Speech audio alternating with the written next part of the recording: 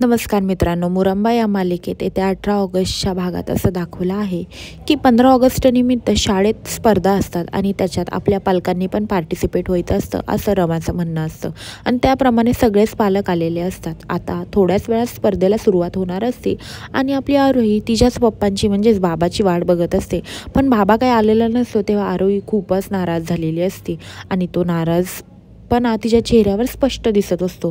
पण अक्षय खरं तर ट्रॅफिकमध्ये अडकलेला असतो. अक्षय म्हणत असतो, अरे बाबा हो ना बाजूला, मुलगी माझी वाट बघत असेल, मला लवकरात लवकर शाळेत पोचायचं आहे.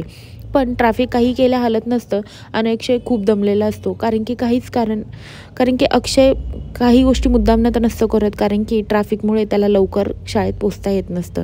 आणि इकडे आरोही एकटीच उभी असती मैदानामध्ये आणि तेव्हा तिथे आपली रमाही आलेली असते आणि रमा बघते आरोहीला आणि आरोहीला म्हणते, अरे ही मुलगी एकटीच उभी आहे, हिचे पालक तर दिसत नाहीत आणि ती खूपच नाराज आहे. त्यामुळे रमाला तिची दया येते. तेव्हा रमा म्हणते, ओके, कोण नाही तर मी जाते तिच्यासोबत पळायला. असं बोलून रमा तिच्या कडेला जाते आणि तिचा हात पकडते. तेव्हा आरोही तिला बघते आणि म्हणते, अय्या परी तुम्ही, असं बोलते आणि ते दोघांची तेव्हा स्पर्धेला स्टार्ट होते आणि रमा आणि आरोही दोघेही मैदानामध्ये धावू लागतात. तेवढ्यात तिथे अक्षय पोचलेला असतो आणि अक्षय म्हणतो, अरे आरोही कोणत्या बाईसोबत धावत आहे, असं बोलून अक्षय हा पुढे येतो आणि पुढे धावत धावत येऊन आता एका साईडनं आरोहीचा दुसरा हात अक्षयने पकडलेला असतो. तेव्हा माझा हात कोणी पकडला म्हणून आरोही तिच्या बाबाकडे बघते आणि म्हणते, अरे बाबा तू, असं बोलते आणि तेव्हा रमा हिच्या बाबा कोण आहे असं म्हणून रमा त्यांच्याकडे टर्न होते, म्हणजे त्याच्याकडे बघते. तेव्हा बाबा दुसरा तिसरा कोण नसून अक्षय मुकादम असतो.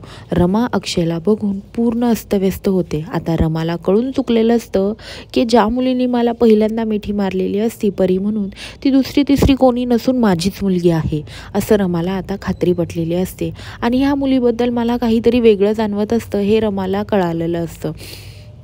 आणि आता रमाच्या डोळ्यासमोर तिची मुलगी 7 वर्षांनी डोळ्यासमोर आलेली असते.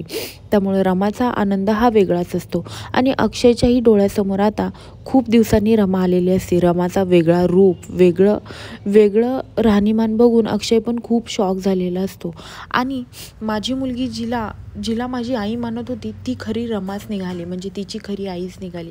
ह्या गोष्टी अक्षयच्या पण लक्षात आलेल्या असतात. आता हे दोघे एकमेकांमधले गैरसमज दूर करून नव्याने सुरुवात करतील का एक गैरसमज अजून वाढून अजून लांब जातील, हे पाहण्यासाठी विसरू नका मुरंबा आणि माझ्या चॅनलला लवकरात लवकर सबस्क्राईब करा. धन्यवाद.